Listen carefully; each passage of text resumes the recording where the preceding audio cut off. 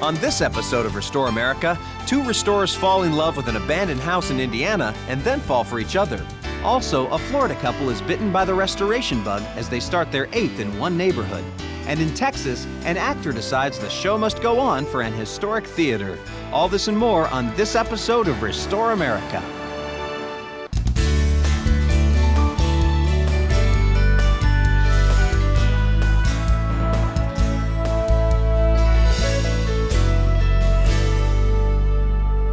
Hi, I'm Jeff Wilson. Welcome to Restore America. Many people have been set up by a friend or relative in hopes that just one meeting might lead to marriage. Well, our first story takes us to Indianapolis, Indiana, where it wasn't a person who played matchmaker, but believe it or not, an abandoned house. Peter Michael and Donna Barmichael have been married now for almost a decade, but theirs wasn't a traditional courtship. When Peter bought a burned-out and abandoned Victorian house in 1992, he called his friend Donna to take a look at the place with him. There were holes in the floors. Peter saw it first. It all boarded up. It looked like a ghost house. But it was in just a real disaster that many of the windows were broken, even though they were boarded up. The floors were all torn up. And there were boards across the floor joists, and I stepped on a board just a little too far off of the floor joist and just ended up down into the basement. Though Donna recovered quickly from her spontaneous trip to the basement, nothing could prepare her for her next fall, falling in love with Peter. It was a complete surprise, I think, to both of us because we'd been good friends for a number of years. And Peter called me and said, "I bought this old house, would you help me?" Because I was an interior designer. And I said, certainly, I'd be glad to. It was in that process that we just realized that we were more than just friends. And then all of a sudden I was going to become also mistress of this house. It's been an adventure all the way through. The couple spent 18 months rehabilitating the house before their wedding day came. Once they were married, Peter and Donna focused exclusively on restoring the 1888 Queen Anne Victorian.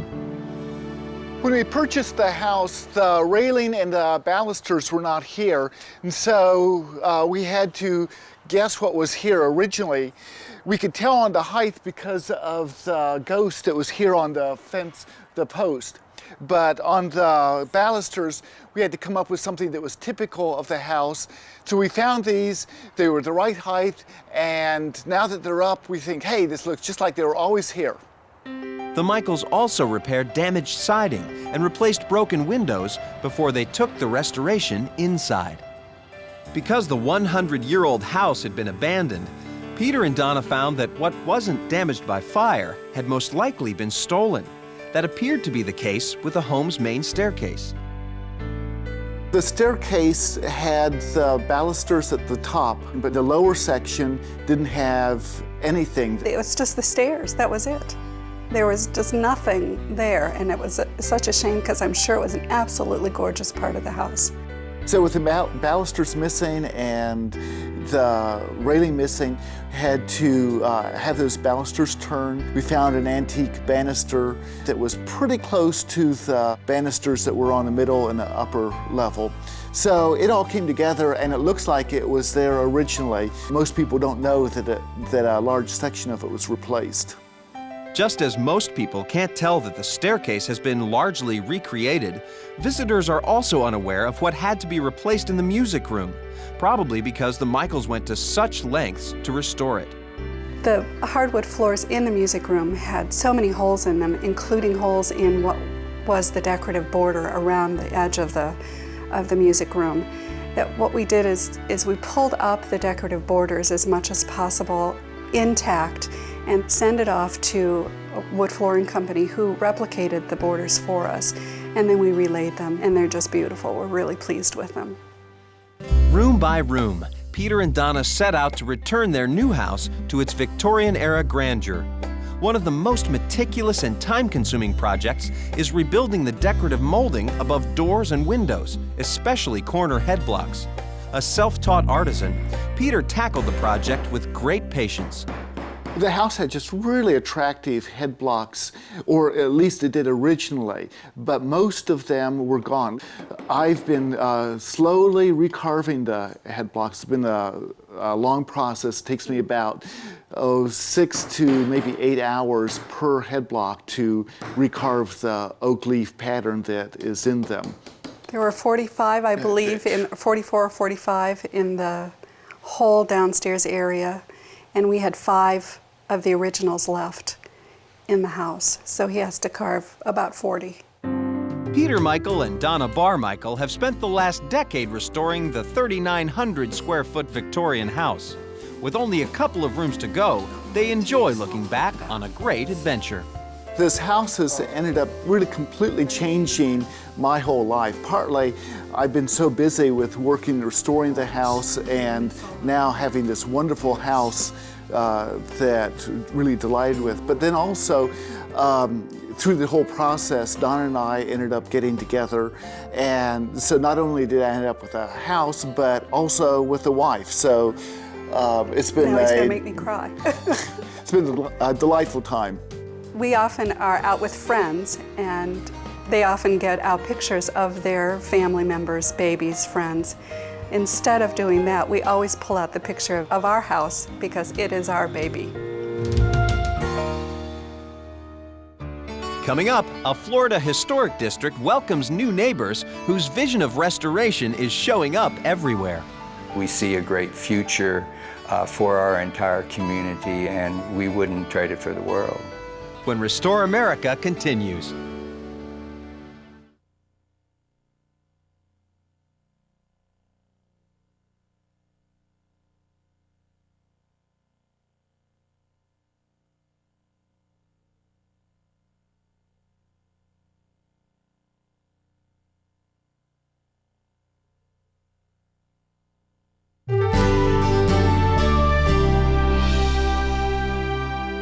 Welcome back to Restore America. Our next story takes us to the Springfield Historic District in Jacksonville, Florida.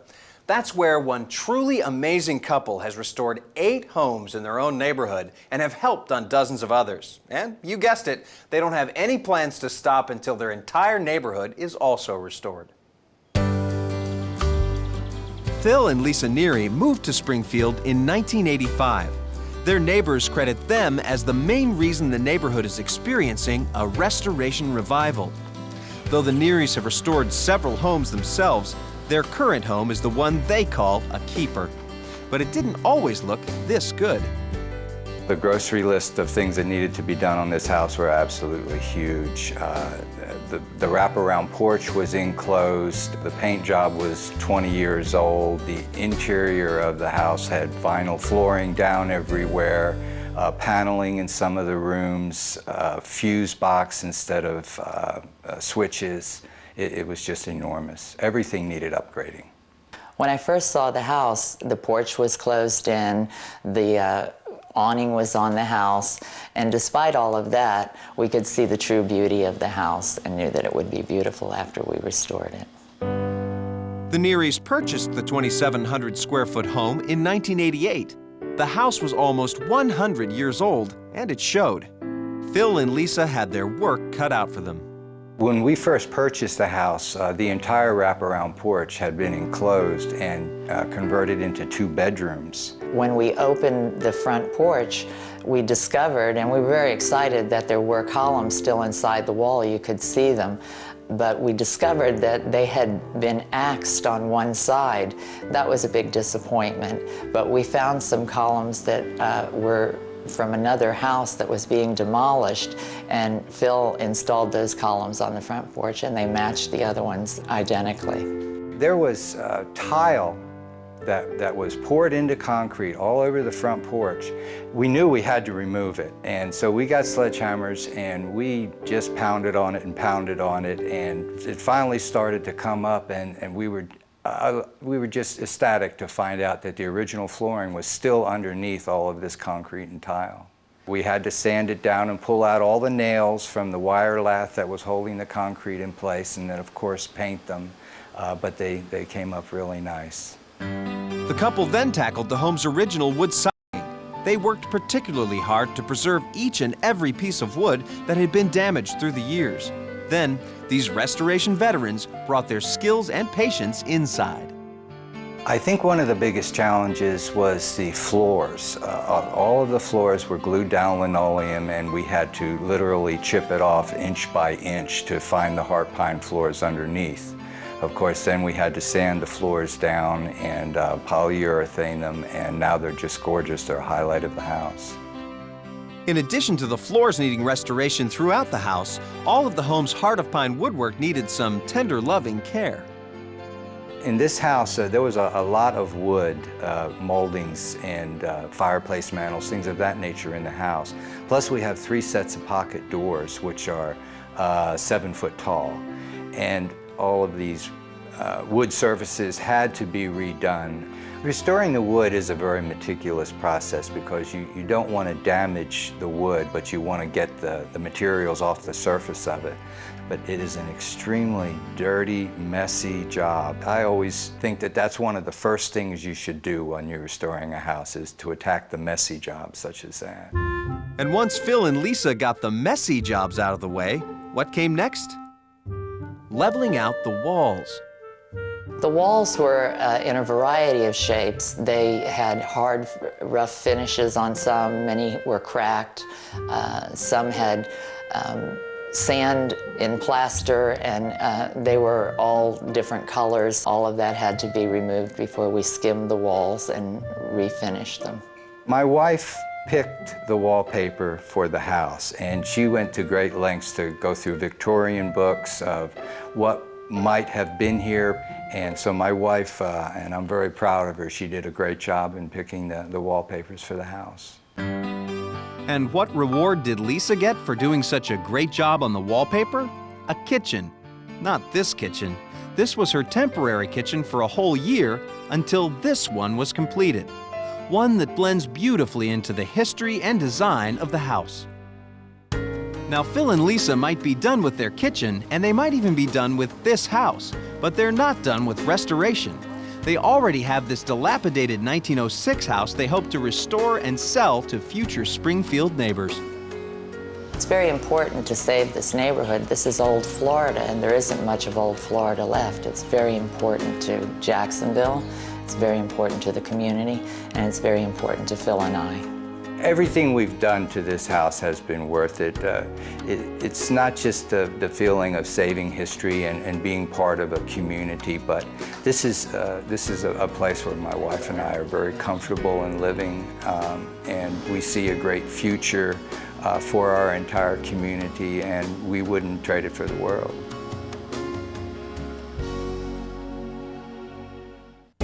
Next, an actor's attempt to save a 1915 theater makes him turn in the performance of his life. I guess I learned the miracle of what passion can create. When Restore America returns.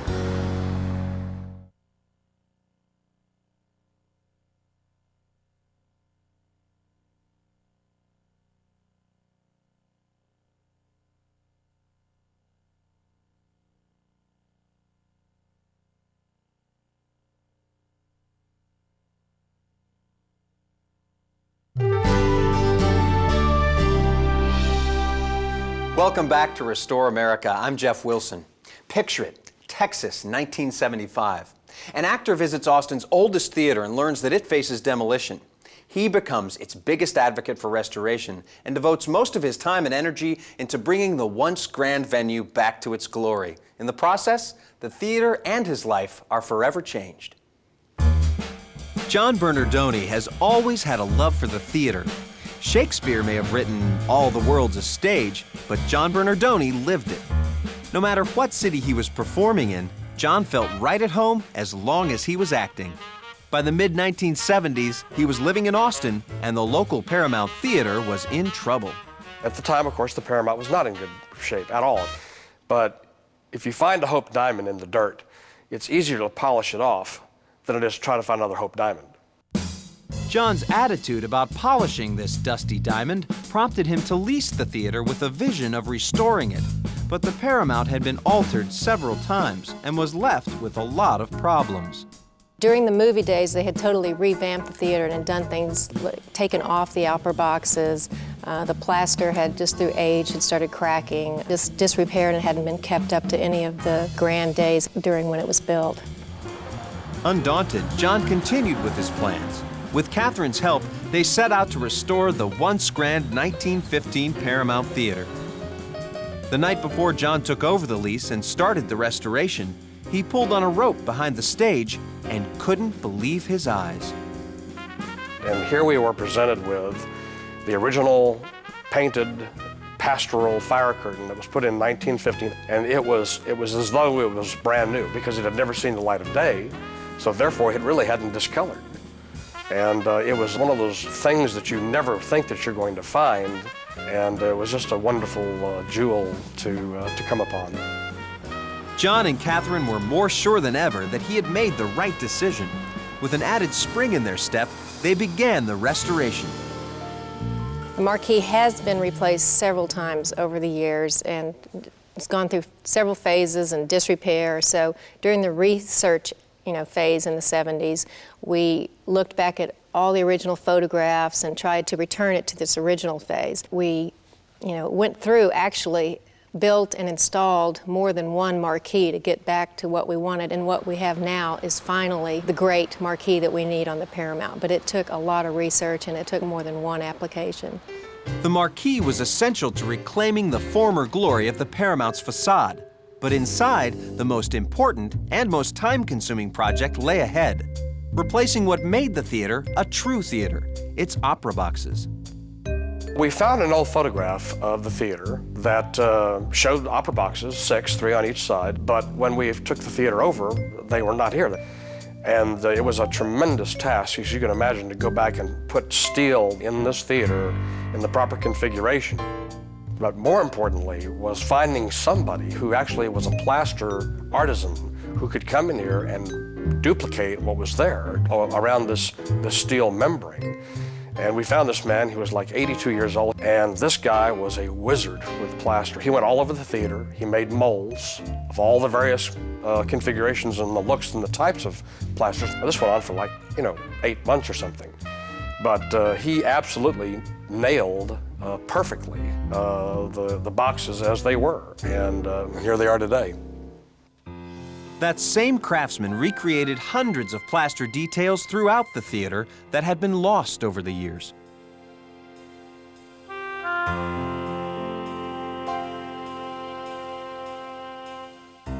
But before the theater was reopened in 1980, John and Catherine knew their audiences would need a place to sit. The 1950s seating was completely worn out. So we started researching what to replace them with, and original seats were, of course, the nice wooden seats. Turned out that it was pretty impossible to go back to the wood seats, so what we ended up replacing them with the metal seating, but on the end, making the iron end pieces, and then we had the painters come in and do the elaborate painting that you'll see as you walk down the aisles. And the final seats that we ended up with look as close to the original seats as possible. Through the 3-year restoration, John fell more and more in love with the Paramount. But that wasn't all he fell in love with. He was struck by the talented young architect that had been working by his side, Catherine Lott.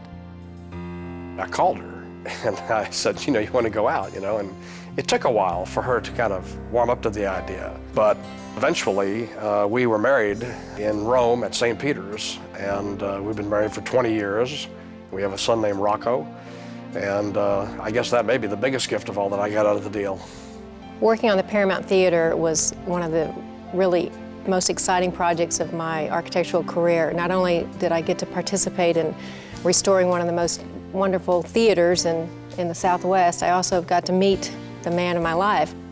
I knew in my heart that this theater was worth preserving.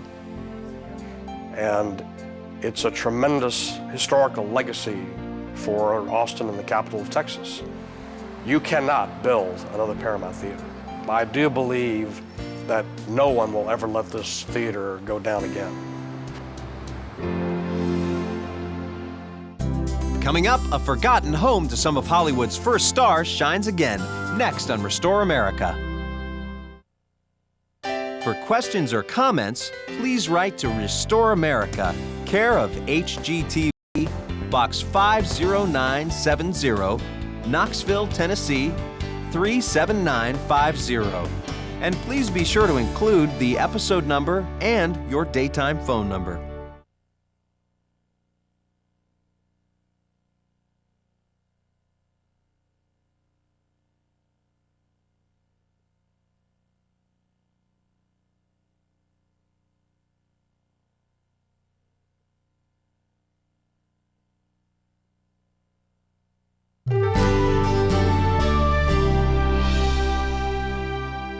Welcome back to Restore America. In the 1920s, some of the most famous actors in Hollywood bought co-op apartments in a luxurious building called Los Altos, meaning the Heights in Spanish. 70 years later, a local preservation group saved this 5-story building from demolition. And thanks to their pictures, we can show you what it took to restore this Hollywood legend. The Los Altos building in Hollywood, California started as an apartment cooperative. Among its residents were famous actors like Charlie Chaplin, Marion Davies, and Douglas Fairbanks. 60 years later, the building was in a state of decay. A restoration was started, but the high costs put a halt to the project. In 1997, a nonprofit group led by Alan Gross and RX Hartunian raised $5 million to continue the restoration. They rehired architects Tom Michaeli and Barry Malofsky, who were the same people who had started the restoration 10 years before. Described as a Spanish Revival colonial design, the building was full of ornate details, like balconies of various sizes. Unfortunately, they were rotting and had to be completely rebuilt. Inside, lobby columns had plaster details, which had been covered over. The cast details were carefully revealed, cleaned, and placed back on the columns. In the apartments, old bathrooms and kitchens suffered from outdated plumbing and wiring. They were either restored or rebuilt with new cabinets and fixtures to complement the original style. With the restoration complete, the elegant building is once again a highly desirable residence. Thanks to the dedication of many individuals who cared about this aging landmark, the building called Los Altos has returned as a shining Hollywood star. Thanks for joining us on Restore America. Join us again next time as we showcase more successful restoration stories and celebrate the people working to restore America. I'm Jeff Wilson.